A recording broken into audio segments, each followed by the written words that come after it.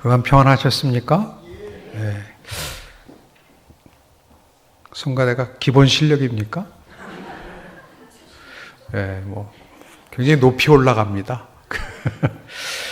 예, 아주 참 은혜로운 찬양, 또 이렇게 좋은 성도들과 함께 수요 예배로 함께 하게 해주신 우리 주님께 찬양과 영광과 감사를 올려드립니다. 오늘 우리 하나님께서 여러분과 함께 나누기를 원하시는 말씀은 요한복음 9장 1절로 7절의 말씀입니다. 이 말씀은 예수님이 길을 가시다가 예수님과 함께 제자들이 길을 가다가 만난 한 시각 장애인과의 이야기가 기록되어 있습니다. 근데 이 이야기는 우리가 신앙적으로 잘 성찰해 보면 우리 신앙인들의 일생을 예시하고 있다고 우리가 생각할 수 있습니다.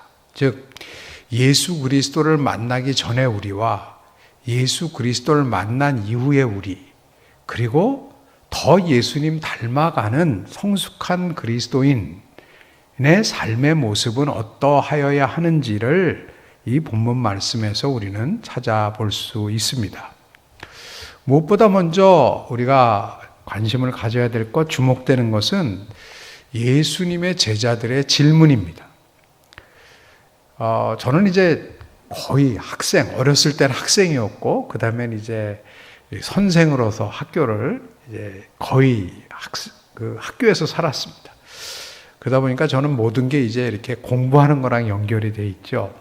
그래서 이 제자들이 질문하는 걸 봐도, 이 학생들을 보면 그 학생이 공부를 제대로 하고 있나 안 하나, 또 그 친구의 수준이 어느 정도인가를 알 수 있는 거는 뭐를 보고 알 수 있느냐, 이렇게 앞자리에 앉아 있느냐 뒷자리에 앉아 있느냐, 이런 걸로 알 수 있습니까? 잘 모릅니다. 앞자리에 앉아 있다고 꼭 공부를 잘하는 게 아닙니다. 뒷자리에 앉아 있다고 공부를 꼭 할 의향이 없다, 이렇게 볼 수도 없어요. 그러니까 그거는 함부로 알 수가 없죠.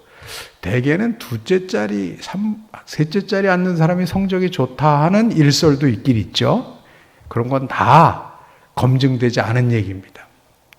그런데 비교적 상관성이 높은 건 뭐냐면 질문을 할 때 알 수가 있습니다. 그러니까 아무런 질문을 안 하는 학생은 두 종류죠. 예? 다 알든지 아무런 생각이 없든지. 근데 뭔가 질문을 하기 시작한다는 것은 그에게서 뭔가 일어나기 시작했다는 거예요. 그렇죠? 그래서 그 질문하는 걸 보면 이 친구가 관심이 있구나 라는 거 첫 번째. 두 번째, 그 질문의 수준과 내용을 보면 이 친구가 지금 어느 정도의 진도에 이르고 있구나 하는 것을 우리가 미루어 짐작할 수 있습니다. 예수님의 제자들이 여기서 질문을 한단 말이죠. 예수님께. 그 질문을 하는 걸 보니까 이 제자들은 이제 신앙이 무엇인가 달라지기 시작한 거예요. 수동적으로 그냥 듣기만 하고 있는 게 아니고 예수님께 여쭌다, 질문을 한다는 것은 자기의 신앙에 있어서 무엇인가 진도가 나가기 시작했다는 것을 의미합니다. 여기에 보니까 그 질문이 무슨 질문입니까? 예수님, 저 시각장애인이 왜 저렇게 삽니까? 를 묻지 않고, 예수님, 저 사람이 저렇게 된 것, 저게 누구의 죄 때문입니까? 굉장히 신앙적인 관점에서 질문을 하기 시작한 것. 이걸 보면 굉장히 이 제자들의 삶에 변화가 일어난 것을 알 수 있습니다. 영적인 뭔가 진도가 나가고 있는 거예요. 요한복음 9장에 이르기까지 1장부터 8장까지 역사로 본다면 이 시각장애인을 이때 처음 본 건 아닌 것 같아요. 왜냐하면 날 때부터 시각장애인 됐다는 것을 알 정도로 이 제자들은 시각장애인에 대해서 알고 있었어요. 즉 그전에도 봤다는 얘기죠. 근데 그전에는 봤어도 질문이 없었어요. 즉 의미로 다가오지 않았다는 거죠. 어쩌다가 저렇게 됐어. 그냥 쯧쯧 이 정도로 지났을 텐데 어느 날 그가 이제 의미로 다가온 거예요. 신앙이 생기니까 신앙적 관점에서 그가 의미로 다가왔고, 그런데 그 질문이 뭐였냐? 예수님, 저 사람이 저렇게 된 것이 누구의 죄 때문입니까? 여러분, 기억나세요? 예수님 믿기 전에 나의 삶이 어땠는지. 보니까 다 구력이 오래되셔갖고 기억이 안 나시는 것 같아요. 모태교인들 기억 안 나죠? 그런데 어쨌든 자기가 주체적으로 예수 그리스도가 구주이심을, 살아계신 하나님의 아들이시고 나의 기도를 들어 응답해 주시는 분이심을 믿는 인격적 신앙을 갖기 이전과 이후의 가장 큰 차이점이 뭘까요? 여러 가지 차이점이 있죠. 여러 가지 차이점이 있지만 그 중에 중요한 것 하나는 죄에 대한 인식이 변화했다는 거예요. 예전에는 누가 나보고 당신 죄인이야? 그러면 어땠겠어요? 뭐 그렇게 찔리는 건 있으니까 말은 못했을지 몰라도 조금 있으면 나를 죄인이라면 당신은, 이렇게 방어 기제가 발동했을 거예요. 근데 예수 믿은 다음에는 뻑 하면 자기가 죄인이라 그래요. 자기가, 남이 그러기 전에 자기가 죄인이래요. 그러지 않아요? 그러니까 우리 자녀들이 우리를 보고, 또 예수님을 잘 모르시는 분들이, 교회 바깥에 있는 분들, 신앙생활을 아직 않고 계신 분들이 우리를 보고 제일 이해 안 되는 게 뭐냐면, 어떻게 저렇게 맨날 죄인이라는 사람들이 저렇게 떳떳할까? 또 죄인이라는 사람들이 맨날 또 그냥 죄인도 아니고 죽을 수밖에 없는 죄인이라 그러면서 죽는 사람은 본 적이 거의 없는 거예요. 죄 때문에. 그리고 당당한 것 같아요. 그러니까 우리 자녀들이나 아직 신앙에 같이 생활하지 않는 분들이 봤을 때 우리가 좀 이해가 안 될 경우가 많아요. 실제로 사실은 그게 좀 문제이기도 해요. 죄인이라 그러면서 죄인으로서의 기본적인 태도는 뭡니까? 적어도 죄인이라면 좀 겸손해야 될 거 아니에요. 네? 신앙이 좋다는 것은 뭐냐? 자기가 죄인임을 더 깊이 깨달아 가는 거 아니에요? 신앙이 좋다는 것, 성령 충만하다는 것, 그것은 성령께서 우리를 확 조명해 주시는데, 이 빛이 밝게 비치니까 처음에 희미할 때는 내가 죄인인지 아닌지도 몰랐다가 성령의 조명을 딱 받게 되면 그때부터 X선 수준부터 시작하면, X선 앞에 서는 뭔가 이렇게 희뿌옇게 보이기 시작하잖아요, 뭐가. 근데 나중에 뭐죠? CT, 초음파, MRI 이런 거 들어가기 시작하면 어떻게 해요? 더 선명하게 보이잖아요. 성령 충만하다, 성령의 조명 안에 속하다는 것은 더 그렇게 분명하게 보이기 시작하는 거예요. 그래서 내가 죄인임이 은혜를 받으면 받을수록, 성령이 나의 삶을 비춰주시면 비춰줄수록 고백할 수밖에 없는 거예요. 사도 바울이 내가 죄인 중에 괴수로다, 나를 누가 사망의 몸에서 건져냈고 내가 진짜 죄인이다 라는 고백을 한 게 그 사람이 딴 사람보다 죄를 더 많이 졌기 때문입니까? 죄에 대해서 더 민감해졌기 때문이죠. 예수를 믿게 된다는 것, 성령의 조명을 받는다는 것, 성령 충만하다는 것, 죄에 대해서 민감해지는 거예요. 예전에는 아무렇지도 않게 살았는데 이제는 죄에 대해서 깨닫게 되는 거예요. 그러니까 예수를 잘 믿으면 잘 믿을수록, 성령 충만하면 충만할수록 어떨 수밖에 없어요? 겸손할 수밖에 없죠. 겸손할 수밖에 없죠. 1만 달란트 탕감받은 죄인, 내가 그렇게 죄진 사람인데 나를 위해서 예수께서 십자가에 달려 돌아가시고 누구든지 저를 믿으면 멸망치 않고 영생을 얻으리라는 복음으로 내가 살았다는 것을 깨달은 사람이 어찌 큰 소리를 칠 수 있겠어요? 어찌 목이 뻣뻣할 수 있겠습니까? 사실은 다 빚진 사람들인데, 봐주셨는데 지금 저나 여러분이나 다 봐주셔서 이렇게 이 자리에 있는 거 아니에요. 사랑해 주셔서. 그러니까 죄를 안다는 것은 매우 매우 중요합니다. 제자들이 이 사람이 누구의 죄 때문에 이런 것입니까를 알았다는 것, 그걸 물었다는 것은 엄청난 신앙의 진보가 있는 거예요. 그런데 제자들이 이렇게 물어요. 그냥 묻는 게 아니라, 예수님, 이 사람이 이렇게 된 건, 날 때부터 시각장애인 돼서 이렇게 어렵게 살아가는 것, 삶의 무거운 짐을 지고 살아가는 것, 이거 누구의 죄 때문입니까? 자기가 잘못해서 지은 죄입니까? 아니면 가게에 흐르는 저주, 부모의 죄 때문입니까? 를 물었어요. 그러니까 죄가 만연해 있다. 이 죄로 인해서 이 세상에 가득 차 있다는 것을 이제 비로소 제자들이 느끼기 시작하는 거예요. 여러분, 우리가 예수님을 믿고 나름대로 성령님의 이 터치, 성령님을 체험하게 되면 죄에 대해서 민감해지잖아요. 죄에 대해서 막 하잖아요. 그러니까 죄가 막 죄의식이 생기게 되면요, 진짜 견디기 어려워요. 그래갖고 사람들의 삶에 변화가 생기죠. 어떤 분들은 사업 잘하던 분들이 사업을 못하게 돼요. 그러니까 비즈니스 이렇게 할 때 보통 때는 뭐 이런 물건 같은 거 이렇게 누구한테 물건을 판다 그러면은, 아, 사실은 이거는 제가 믿지고 파는 겁니다. 남는 거 없습니다. 이런 거 그냥 평소엔 그냥 서슴없이 했는데 어느 날 성령 체험을 한다면은, 내가 왜 이렇게 거짓말을 자꾸 하지? 이런 게 양심이 작동이 되기 시작하는 거예요. 양심이.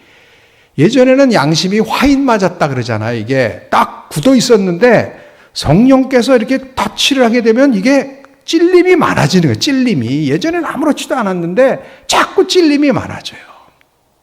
그래서 사업도 평소에 잘하시던 분들도 못하겠다 그러는 분이 계시고요.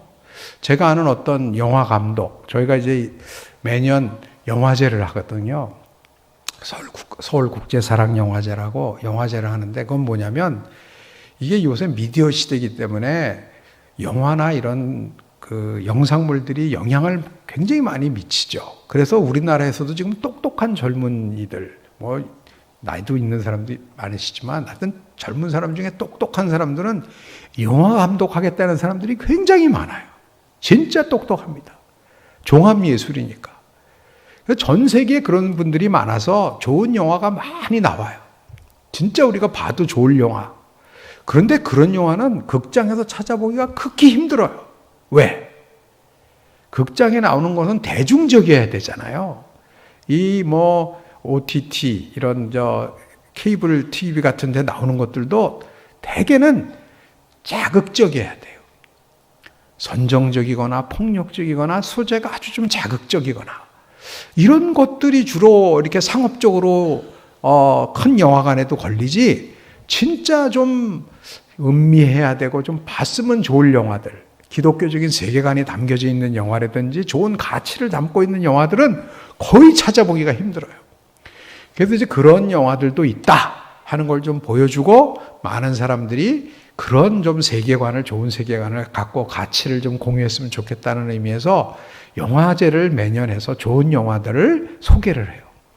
근데 이렇게 소개하다 보니까 그것보다는 우리 한국에서 좀 좋은 영화를 많이 만들어서, 요새는 뭐 K-팝, K-컬처를 전 세계에 하는데, 기독교 영화 같은 것도 우리나라에서 만들어서 좀 전 세계에 선교지에도 보내고 그랬으면 좋겠다. 그러려면 문화를 소비하고 유통하는 것도 중요하지만 문화를 생산할 수 있어야 되겠다.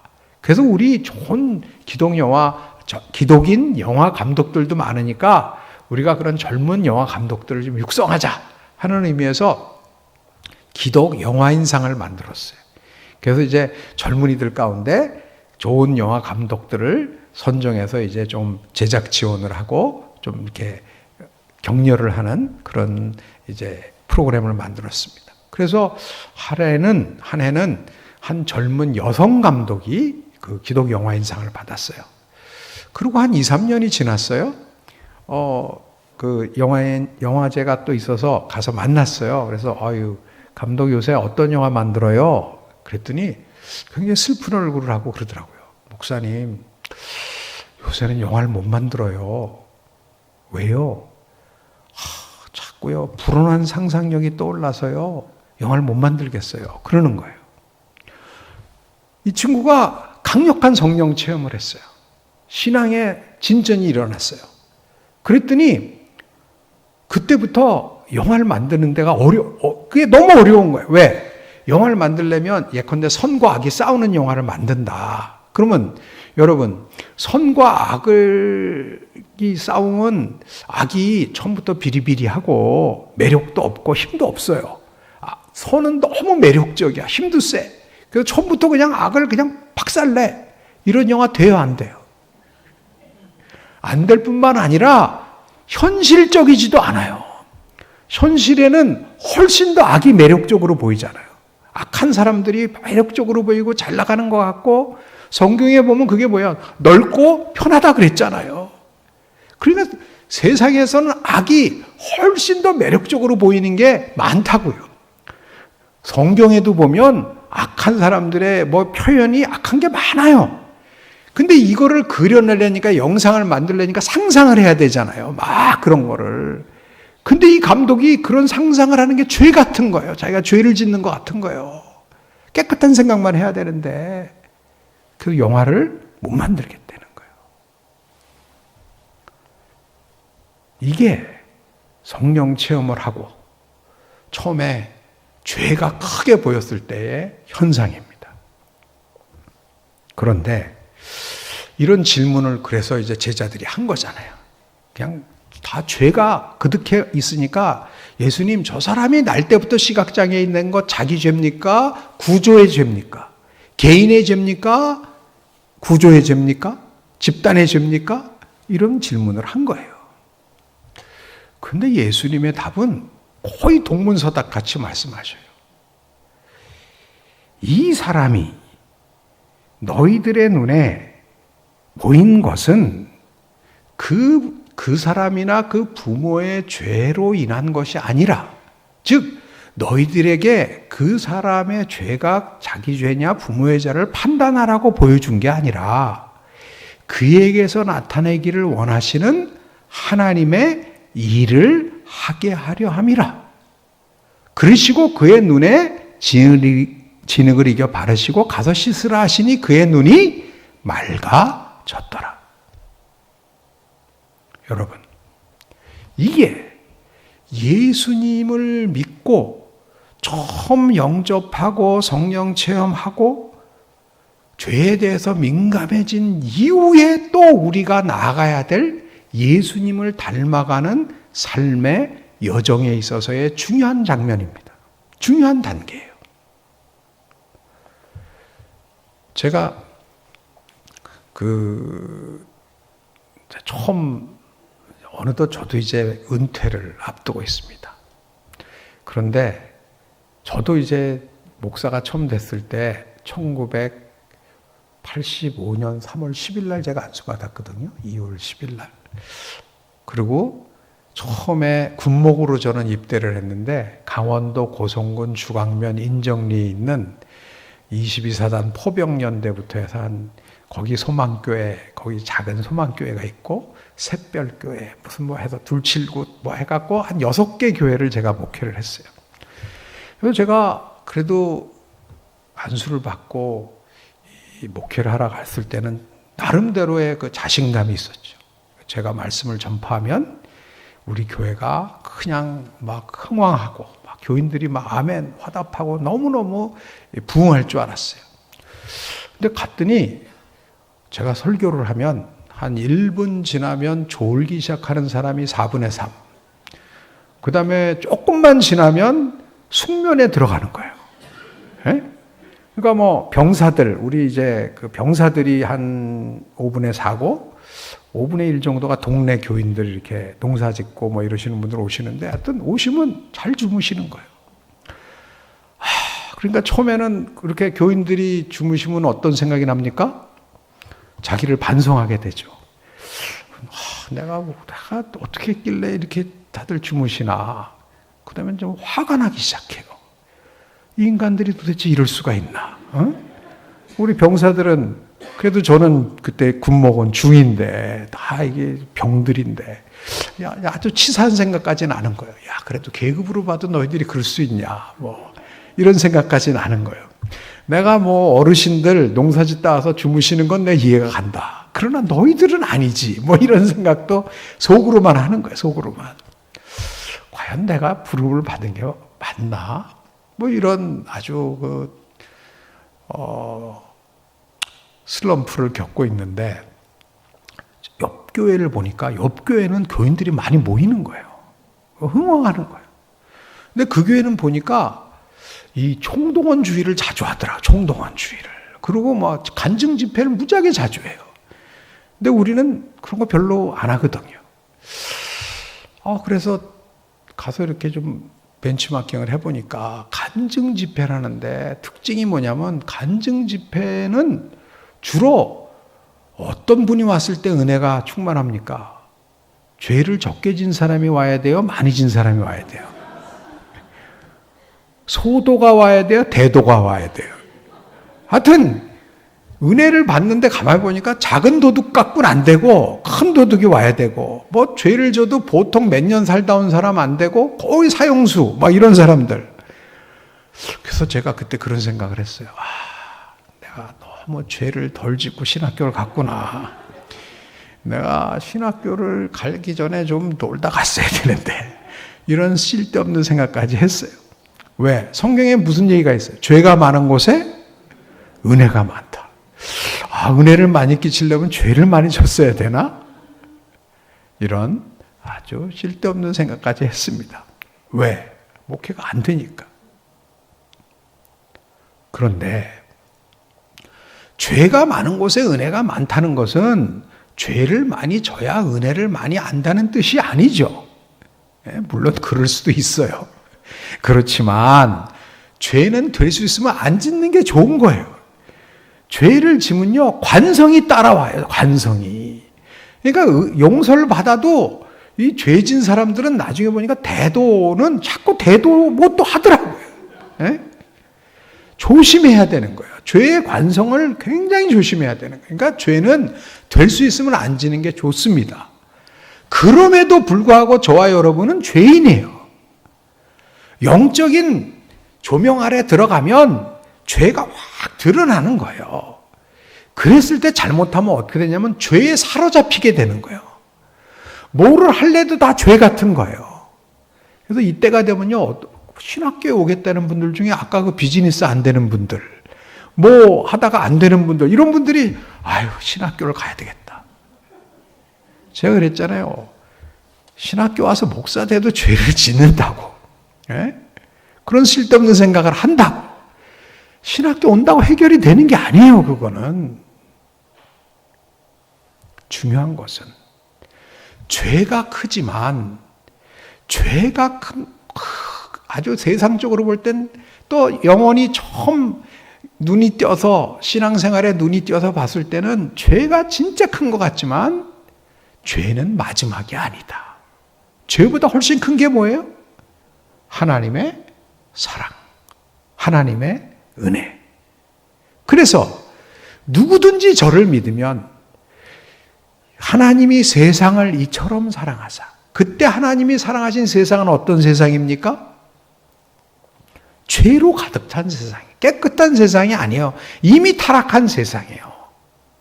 그 타락한 세상이지만 그럼에도 불구하고 하나님이 이처럼 살아가사 독생자 예수 그리스도를 이 땅에 보내시기까지, 그리고 십자가에 달려 돌아가시게 하시기까지 사랑하사 누구든지 그를 믿으면 멸망치 않고 영생을 얻게 하려 하심이라. 하나님의 사랑이 훨씬 더 압도적인 줄로 믿습니다. 제자들과 예수님의 결정적인 차이는 뭐예요? 똑같이 시각장애인을 봤는데, 신앙을 갖기 전에 제자들은 그분이 문제인지도 모르는 거예요. 그냥 에이, 왜 저렇게 살아? 안 됐어? 정도로 끝났는데, 신앙에 눈을 뜨게 되니까 이제는 죄의 관점에서 보기 시작하는 거예요. 누구의 죄 때문에 저렇습니까? 나름 신앙적인 것 같아요. 그러나 그게 끝은 아닙니다. 여러분, 우리 교회에 우리 자매와 형제들 가운데, 지체들 가운데 갑자기 아픈 분들이 있잖아요. 자기도 모르게 갑자기 병이 좀 나쁜 병이 걸리는 분들도 계시고, 아이들이 입시를 앞두고 잘 안 되는 집들도 꽤 있잖아요. 직장이 마음대로 잘 이렇게 안 풀리는 경우도 많잖아요. 아이들이 우리 원하는 대로 결혼이 잘 이렇게 제때 안 되는 경우도 많잖아요. 결혼한 다음에 다 그렇게 행복하게 잘 사는 것도 아니잖아요. 자녀들을 마음대로 이렇게 잘 우리가 원하는 대로 이렇게 자녀들이 잘 생기는 것도 아니잖아요. 뭐 여러 가지 일들이 생기잖아요. 우리가 원하지 않는, 바라지 않는. 그런 일이 생기면 그때 여러분, 그걸 바라볼 때 우리 마음에 어떤 마음이 듭니까? 저는 때로 이런 때가 있어요. 제자들과 같은. 저 사람 멀쩡해 보이긴 하는데 뭔 죄를 짓고 사나? 저 집이 멀쩡해 보이긴 하는데 뭔 문제가 아직 있나 본데? 이런 생각을 할 때가 있단 말이에요. 만약 우리가 이 상태에 머물러 있으면 우리 교회는 진정한 신앙 고백적이고 신앙 안에서의 공동체적인 교회가 되기가 힘들어집니다. 왜? 그때부터 우리가 약한 점을 나눌 수가 없어요. 내가 약한 점을 보이면 사람들이 그걸 보고 나를 뭐가 문제가 있다고 찍을 테니까. 그러니까 세상과 똑같이 우리는 방어적이 되고 세상과 똑같이 자꾸 좋은 점만 보여주려고 그래요. 자랑하는 거. 요새 SNS 여러분 보시면 뭐 카톡이나 인스타나 뭐 이런데 보면은요, 젊은이들 보는데 보면 다들 나보다 다 잘 입고, 나보다 다 잘 먹고, 나보다 다 좋은 데 다니고 이러는 것 같아요. 그거 사진에 찍어서 띄우는 사람들도 자기들도 일생에 몇 번 안 하는 것도 이렇게 띄우는 거예요. 예? 그럼 사람들은 그걸 보고 다 나 빼고 딴 사람들은 다 저런 삶을 산다고 생각을 할 정도로 열등감에 시달리는 사람들이 지금 많아진단 말이에요. 세상이 그렇게 가고 있거든요. 근데 만약에 우리마저 그렇다면 적어도 교회 생활을 하면 신앙 공동체 안에서 우리가 진정한 신앙생활을 하려면 강함을 보여주는 것보다는 약함을 나눌 수 있어야 되지 않겠어요? 우리의 눈에 보이는 것이 무엇입니까? 우리의 눈에 무엇을 보이면 우리가 신앙생활을 하면 할수록 교회 생활을 같이 하면 할수록 점점 보이는 게 많아져요. 그렇지 않아요, 여러분? 예전에는 그냥 이렇게 겉이 보였는데 나중에는 교회도 여러 개가 보이기 시작해요. 여러 개가 보이기 시작해요. 사람도 여러 면이 보이기 시작해요. 그때 물으셔야 합니다. 주님, 왜 제 눈에 이것을 보여주십니까? 주께서 말씀하십니다. 네 눈에, 너의 눈에 지금 저 사람이 보이는 것, 이런 일들이 보이는 것, 그것은 저게 누구의 죄 때문이냐를 판단하라고 보여주시는 것이 아니다. 왜? 예수님이 제일 싫어하시는 게 그런 태도인 거예요. 모든 것을 죄로, 누구의 죄야? 왜 예수님이 바리새인들을 그렇게 경계하셨느냐? 바리새인은 요새 우리말로 하면 진짜 믿음 좋은 평신도들입니다. 뭐 수요예배뿐만 아니라 모든 집회 뭐 다 빠지지 않고 모든 의무는 다 하는 분들이에요. 행동에 있어서. 그래서 그 모양은 우리가 본받아야 돼. 열심은. 그런데 결정적으로 무슨 문제가 있냐면 그의 마음속에는 원죄로부터 하나도 달라지는 게 없어요. 예수님이 제일 조심하라 그런 게 바리새인들의 누룩, 바리새인들의 문화인데 그 문화의 핵심은 뭐냐면 죄가 모든 걸 죄로 보는 거예요. 자기중심의 죄. 선악과를 따먹은 인간으로부터 변한 게 없다는 거예요. 겉껍데기만 종교인으로 변했지 속은 선악과를 따먹은 인간의 원죄로 그대로 지속된다는 거예요. 왜? 선악과를 따먹은 게 뭐가 문제입니까? 선과 악을 알게 하는 나무를 따먹었다는 의미는 뭐냐면 선과 악, 이젠 내가 선과 악을 내가 판단합니다. 하나님 없이도 제가 뭐가 선한 건지 악한 건지 알아요. 그러니까 이젠 제가 판단합니다. 이것을 성경은 뭐라 그러느냐? 인간이 하나님과 같이 되고자 함이라. 이게 바로 교만인 거예요. 즉 지적 교만. 내가 알아. 난 옳아. 넌 틀려. 지적 교만이죠. 그 지적 교만은 뭐로 나타나냐면 도덕적 교만으로 나타나요. 난 선하고 넌 악해. 이게 뭐냐? 영적 교만이에요. 하나님 없이 사실은 누가 죄인인지 뭐가 죄인지는 하나님만 판단하시는 거예요. 사실 우리가 우리를 어떻게 압니까? 저 사람이 신앙이 좋은지 안 좋은지. 저는 신학교 다닐 때 제일 힘들었던 게 뭐냐면 나는 신학교를 제대로 졸업할 수 있을까? 나 좋은 목사 될 수 있을까? 이런 게 좀 자신이 없었거든요. 항상 우리 집안에 저희 주위에 너무 훌륭한 할아버지 목사님이 계셔서 저희 외할머니가 제가 진짜 신학교 간다 했을 때 제일 좋아했던 분은 우리 외할머니신데 진정으로 좋아했던 분은 우리 외할머니셔요. 내가 신학교 간다니까 그래 잘했다. 너무너무 좋아하셨는데 그 다음 얘기가 너무너무 부담스러웠어요. 그냥 삼촌 같이만 되라오. 그런데 그 삼촌이 방질 목사님이시거든요. 너무너무 부담스러운 거예요. 어렸을 때부터. 도대체 그런 분을 내가 어떻게 닮아가나. 그래서 저는 그게 될 수 있을까 없을까가 항상 저는 좀 스트레스였어요. 근데 수업에 딱 들어갔는데 딱 부산에서 온 친구 하나가 기도를 하는데 그 부산 액센트 강하잖아요. 주님, 순교하게 해주이소. 매번 그러는 거예요. 이거 우리는 목사가 제대로 될까 못될까 생각하는데 순교하게 해달라고 그냥 너무너무 부럽고 스트레스가 됐어요. 근데 그 친구도 아직 순교는 안 했습니다. 근데 하여튼 요점은 우리의 바람이 그래도 저는 그때 이제 스트레스를 받았지만 나중에 보니까 순교는 하나님이 주시는 선물이에요. 내가 하겠다고 되는 게 아니에요. 자고로 순교하겠다고 이렇게 큰 소리 친 사람, 우리 친구는 아직 모르고, 그러니까 역사를 보니까 순교하겠다고 큰 소리 친 사람 중에 제대로 순교한 사람이 별로 없더라고요. 예? 신앙은 잘 모르는 거예요. 나무가 너무 자기 뿌리를 보여주면 바람 한번 불면 싹 가잖아요. 내 신앙 좋은 거를 자꾸 보여주려고 그러는 거는 나무가 뿌리를 보여주려고 그러는 거나 마찬가지예요.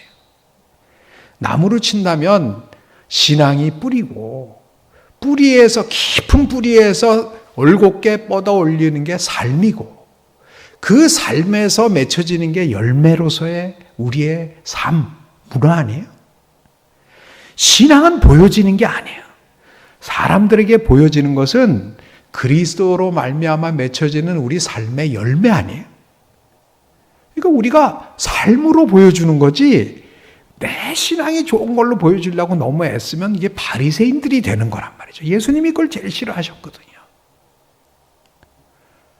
그런 의미에서 우리는 판단하는 그 수준을 넘어서 이제는 내 눈에 보여주시는 것은 보여주시는 이유는 뭐냐? 기도하라고 보여주시는 거 아니겠어요? 그리고 너도 뭔가 바꾸기 위해서 실천해라. 삶과 행함, 기도를 위해서 우리에게 많은 것들을 보여주시는 줄로 믿습니다. 사랑하는 동래중앙의 교회 여러분, 저와 여러분들은 지금까지 보면 참 신나게 살지 않았습니까? 주로 여기 보니까 라떼들이 많이 계신데 우리 다 젊어 보이시지만 저는 요새 그런 생각을 해요. 저희가 이제 조만간에 저희 부모님이 이제 90 중반이시거든요. 그리고 이제 저희 손주가 4살, 2살, 지금 빵살이 하나 나옵니다. 그러니까 이게 세대마다 참 다르구나. 인생이 만만한 게 아니로구나. 이런 생각을 하면서 이제 부모님이 연로해 가시는 걸 보고 저도 이제 이렇게 생각을 하면서 조만간에 우리가 주님 앞에 서겠구나. 그렇잖아요. 주님 앞에 지금도 서 있지만 그때는 이제 진짜 제대로 서는 거예요.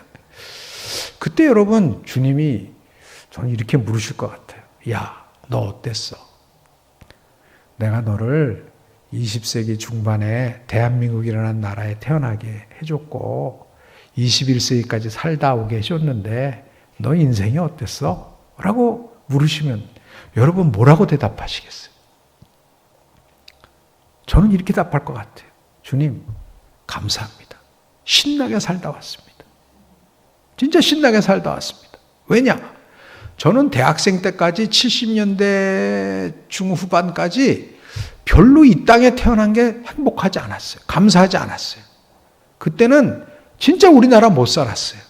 우리나라 너무 못 살고 너무 답답했고, 왜 나는 미국에 태어나지 않았나? 나는 왜 독일에 태어나지 않았나? 나는 왜 불란서에 태어나지 않았나? 그때도 왜 나를 일본에 태어나게 안 하셨나? 그렇게 생각을 안 했는데 어쨌든 이 나라에 태어난 게 그렇게 감사하지 않았어요. 근데 이제 은혜를 받고 나니까 이 나라가 할 일 많은 것이 할 일 많은 이 나라에 우리 태어났으니 찬송가 있잖아요. 복음 들고 앞장서서 충성되게 일하자.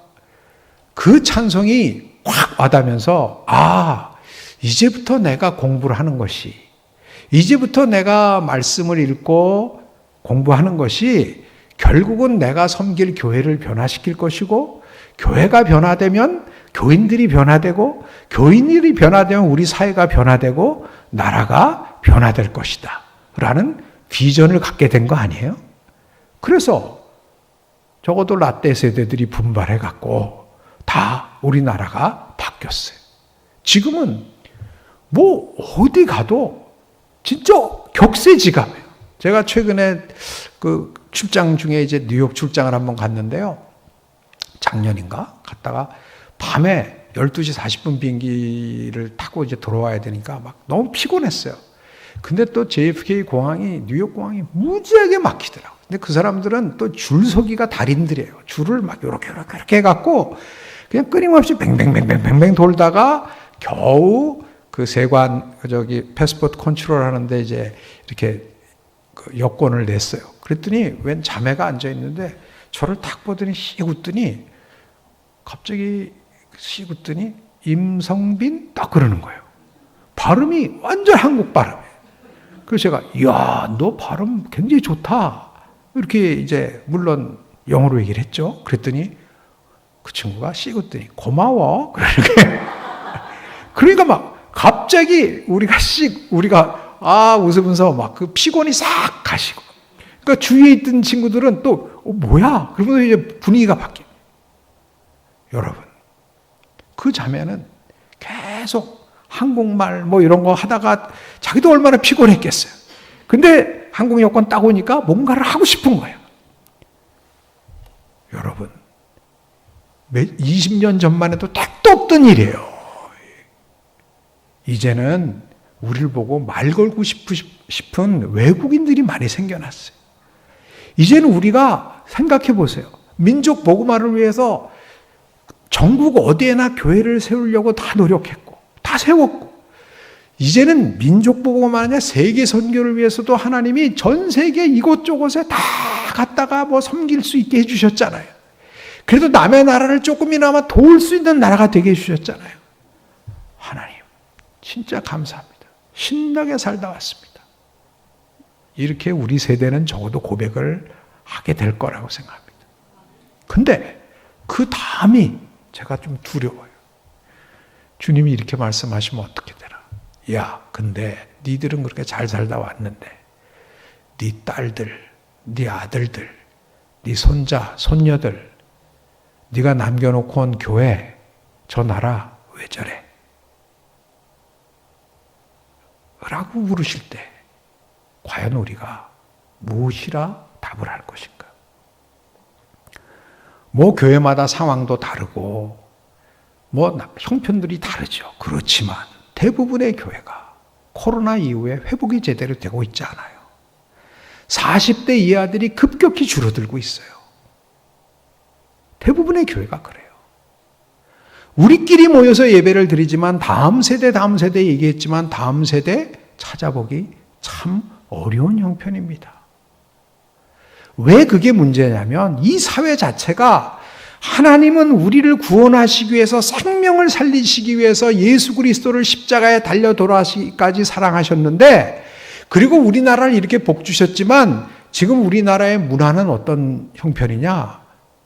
출생률 꼴찌, 자살률 첫째. 적어도 생명에 있어서 우리는 엄청나게 생명을 우습게 여기는 나라가 된 거예요. 그런 문화를 만들어요. 생명보다 더 중요한 게 뭐예요?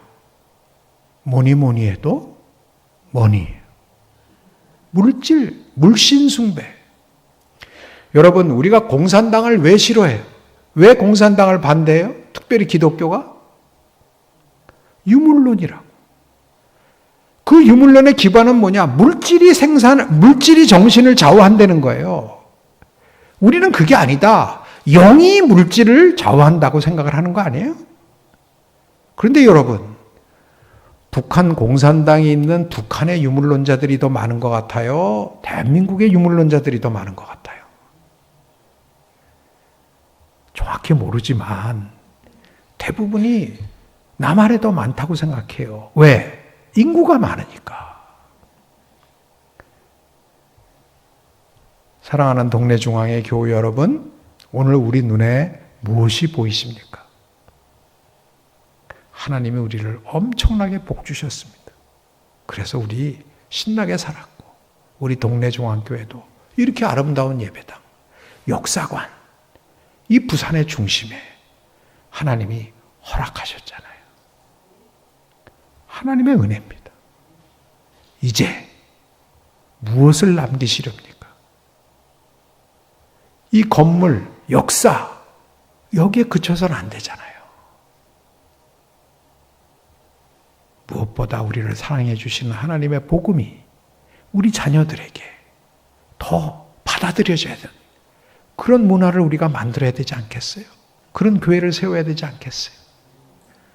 끝까지 분투하는 저와 여러분, 그래서 다시 하나님 앞에 섰을 때 어땠어? 라고 하실 때, 주님, 그래도 나름 우리 목사님과 장로님들과 권사님들과 우리 성도님들과 그래도 재밌게 끝까지 힘쓰다 왔습니다. 잘하였도다 충성된 종들아, 이제 쉬자. 그런 칭찬받을 수 있는 저와 여러분 되기를 간절히 원합니다. 하나님 감사합니다. 주께서 이렇게 좋은 교회, 좋은 목사님, 좋은 장로님들, 좋은 권사님들, 좋은 집사님들, 좋은 성도님들과 함께 신앙생활하게 하여 주신 것 감사합니다. 이제 이 좋음을 우리 다음 세대들, 우리 딸들, 아들, 손자, 손녀들과 또 교회 밖에 있는 많은 자매 형제들과 나누고 싶습니다.